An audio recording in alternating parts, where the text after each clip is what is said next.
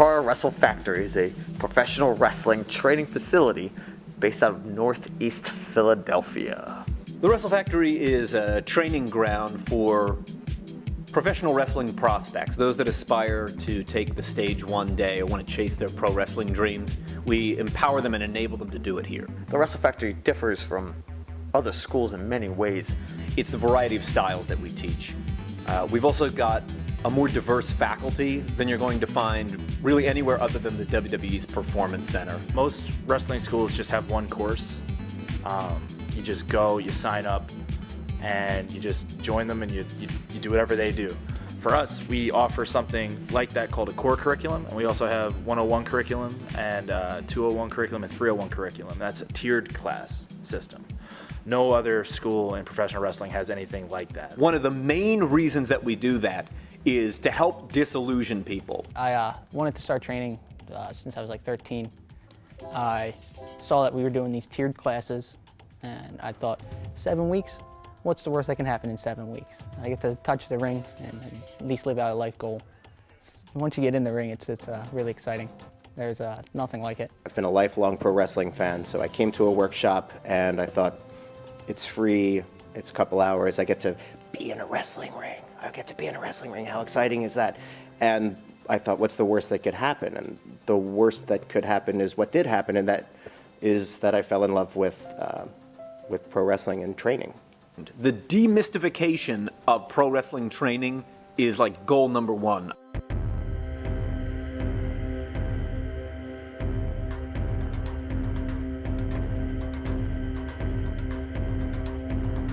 When somebody brand new walks in through our doors and says, I want to learn how to be a professional wrestler, we start with tumbling. I need you to develop some sense of control of your momentum. I need you to develop a sense of body agency. Come on! Oh, God, Adam.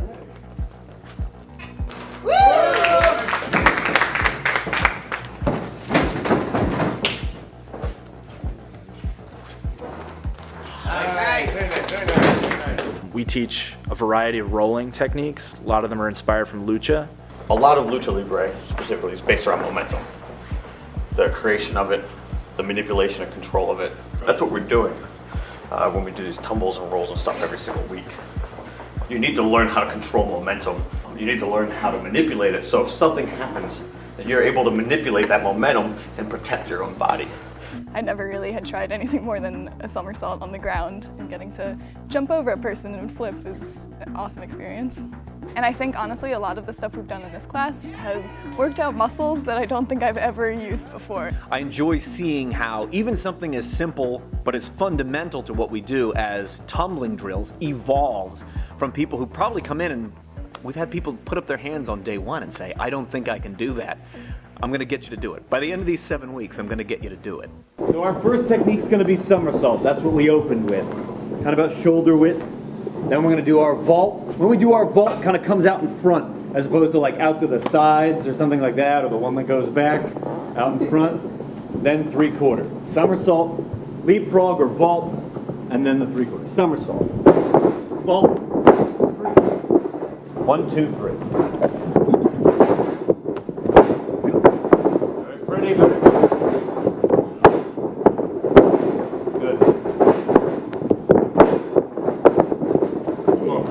I mean, we teach it from every direction, every angle, that if you're falling, you know where your body's positioned in air, and you're able to come out of that fall safely. And tumbling is the best way to reduce impact doing that. So we teach lots of rolls, lots and lots of rolls, the most rolls.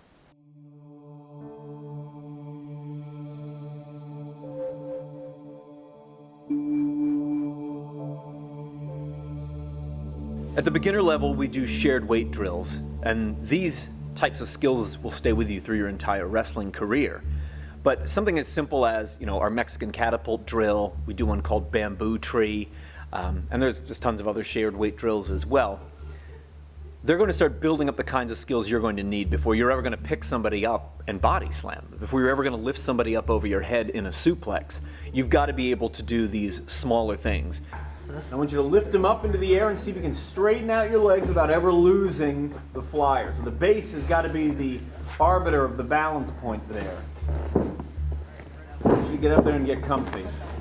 a human body is not shaped like a barbell. It's not shaped like a tree or a log or anything like that. And there's different centers of gravity on that person. So we teach you how to coordinate with that while you're wrestling. All right, let's come out of this corner. Paul's gonna go first, and we're gonna crab table right over to the other turnbuckle so your knees hit that turnbuckle. Okay, think about having a hot cup of tea sitting on your belly button. You don't want it to spill. Just like this. You got it. Off you go.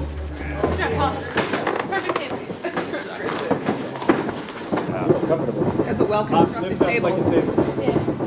Flatten out. Another Wednesday at the Bell. No big deal. Wait, this is Tiger Beats. This is hands and knees. Are you kidding? You guys good? Not bad, not bad. Not only are you going to earn my trust as your trainer by demonstrating, yeah, I can hold this person up in this very simple thing before I'm ever going to try and hold them up in a very dangerous or complex thing, you also need to earn the trust of your classmates, and you're going to earn the trust of everybody else, all the other performers as well. Once you get someone up off their feet, their life is basically in your hands. So we need you to be able to control yourself and control them at the same time. So we don't go right into that. We don't rush you into that. The closer you are, the handstand, the easier you'll get over. Yep. Closer the better.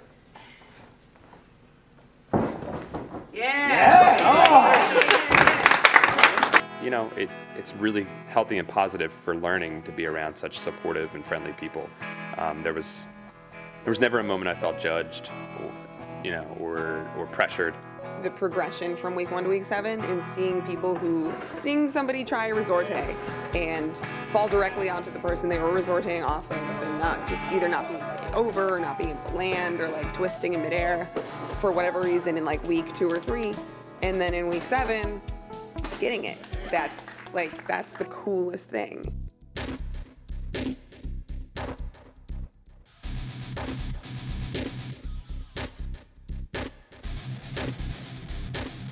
We spend a lot of time building up our neck muscles. We do bridging exercises, we do tripods, all these things to build up the muscle group in the neck. This is the proper tripod. This is not. Most people naturally try to do that. It's way harder to do that. And you have no base to stand on. This is where you want to be at. Here. You have way better control over your body in this position. Right? I can come back, I can come down. This is where you want to be at. 2, 3, 4, 5, 6, 7, 8, 9, 10, 11, 12, 13, 14, 15, 16, 17, 18, 19, 20. A lot of the bridging exercises work muscle groups that our trainees they've never worked out before. And you've got to test it in all kinds of different ways. Like we're trying to build a very stable bridge. Can I knock you over? Then how do you need to redistribute your weight so that this structure is stable? Can it support weight? All these things are really, really important, not just because you obviously want it to be very picturesque for the camera and for the audience, but are you actually building like a stable structure? Is this bridge any good other than it happens to look good? And so we find the most rigorous ways of testing that bridge. And initially you think that this is just something that Ophidian and Mike are doing to punish me for daring to pay the money to come up here and think that I could train to be a professional wrestler. And then as you start to watch matches, you see somebody perform a German suplex, you say, oh, there's a bridge, there's a back bridge. Or somebody will do a backslide and you see them post up on their backs of their feet, say, oh, that's front bridge. Yes!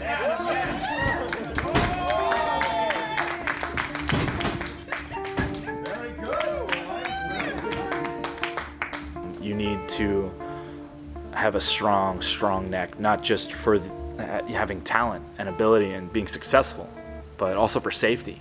You know, we're getting thrown around a lot, we're falling a lot. We have to be able to support our heads.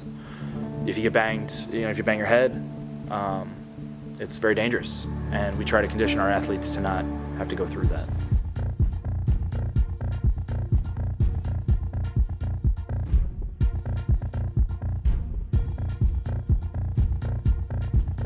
The ability to fall in a wrestling ring and to displace the impact across the maximum surface area of your body is one of the fundamental building blocks of our performance art.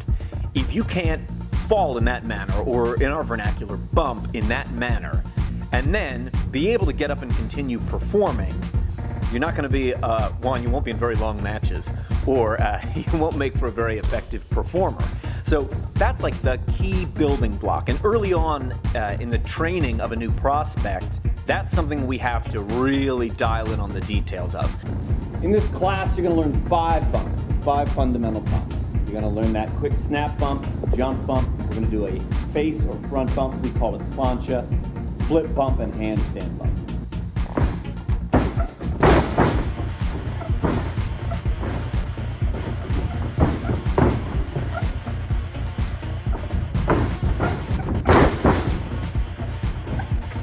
Professional wrestling involves a lot of slams and throws and tosses, and we teach everybody how to learn how to fall safely. That's all there is to it. It's a very dangerous thing to be in this ring, and if you don't land correctly, it can spell doom. Bumps was something that was pretty intense at first. After the first day of bumps, I felt like maybe I'd been in a car accident. So I want this body language so that they relax. You're less likely to be injured. And I always think of my hands as framing my head. They're framing my head. My hands aren't out here or out here. They frame my head. Okay?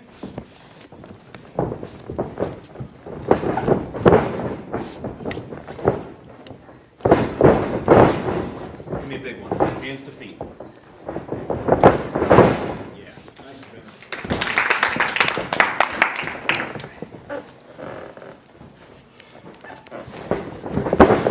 Yeah. Go bigger with the movement now.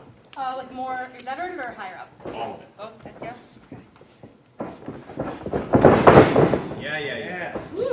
Give me another one. Big as you can do it.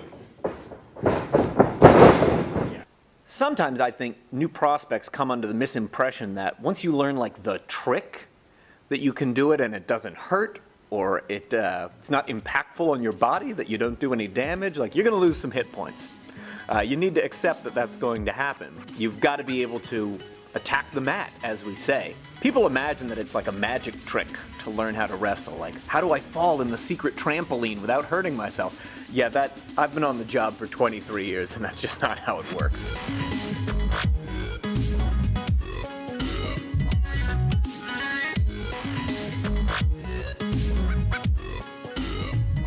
More times than not, the first thing that happens in a wrestling match are the performers lock up. They lock into a collar and elbow tie. And because that is the first thing that meets the audience's eyes, that is in many ways the first impression.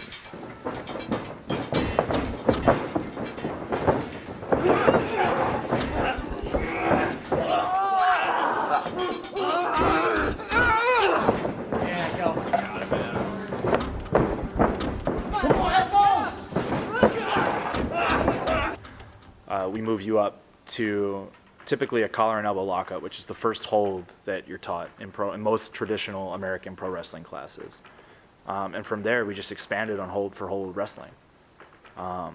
It's less impactful, and I think that's important because while we're working on that, we're also developing our body agency drills with the falls and that kind of thing. So before we start suplexing each other and throwing each other around, we'll typically go hold for hold and that kind of stuff. And it's a good way to work up to the more dangerous stuff later. So chain wrestling was definitely more challenging than certainly doing some of the separate moves, because not only are you doing something that's physically very challenging, but mentally you're also trying to remember what comes next and what you have to do, and you also have to be aware of the other person's body, where they're at, and make sure that both you and the other person is safe. Mix it up. Mix it up.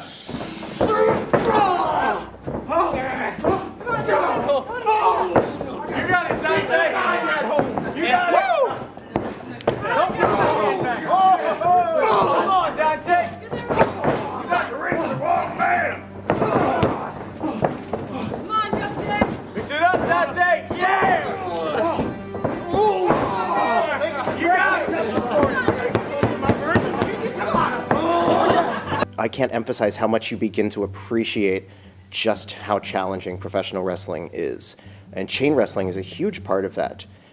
To be able to perform those moves, the wrist locks and the transitions smoothly, crisply, cleanly across both you and your partner is tremendously difficult. It's going to happen. So when I do this, right, Michael couldn't, if I was doing this, he couldn't remain standing straight up, right? He feels the pressure there, and look how that makes him bend, right? He has no choice but to bend this direction. So he wants to come back up to being upright. That's what he wants to avoid it. But when I exploit the wrist lock, this is what his body does. This is the response. The whole course, everything was designed for us to succeed. You know, it wasn't the situation where it's trying to weed out the weak links. It's trying to build upon our strengths, and everything was set up for us to get better.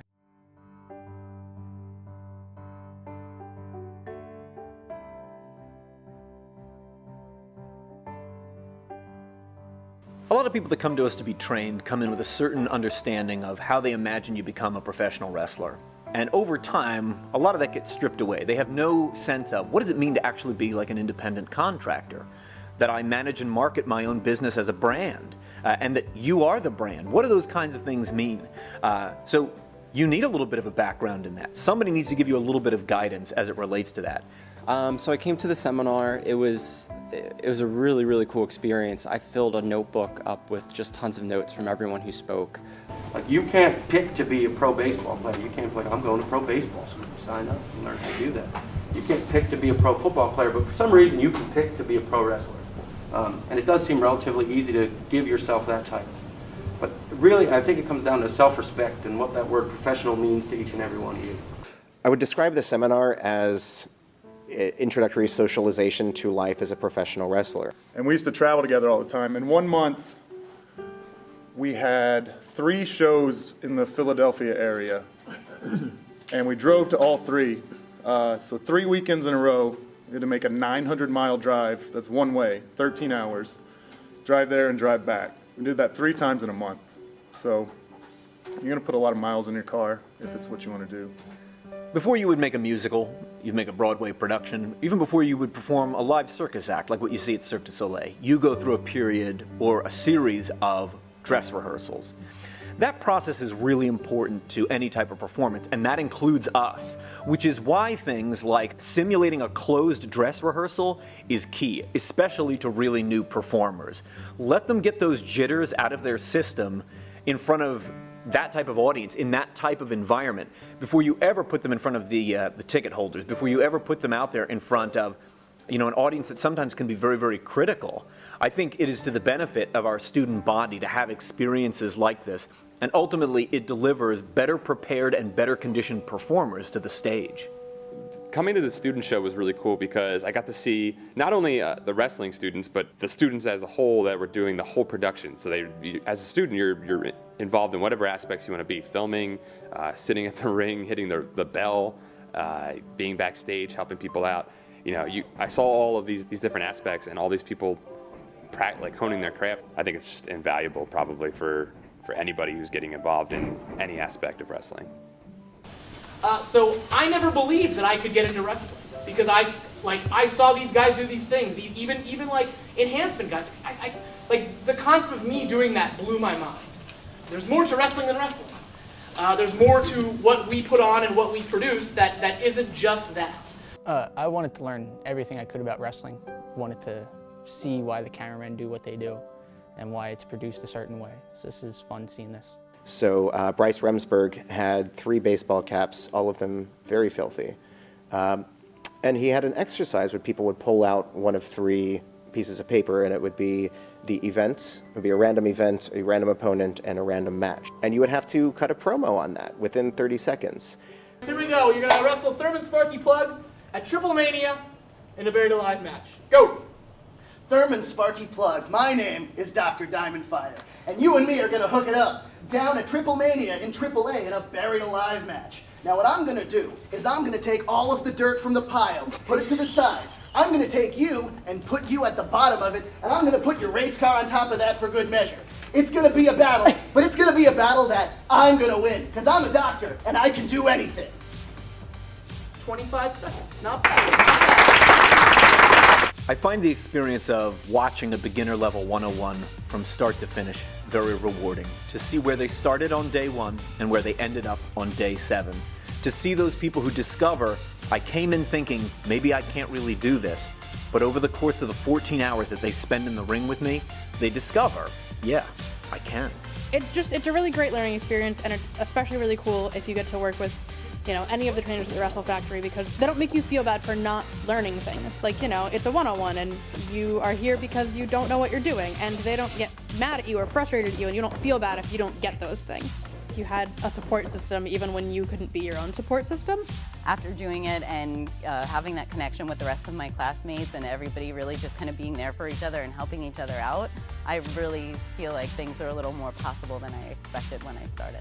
I drive 10 hours from Lexington, Kentucky, and that drive has never not been worth it.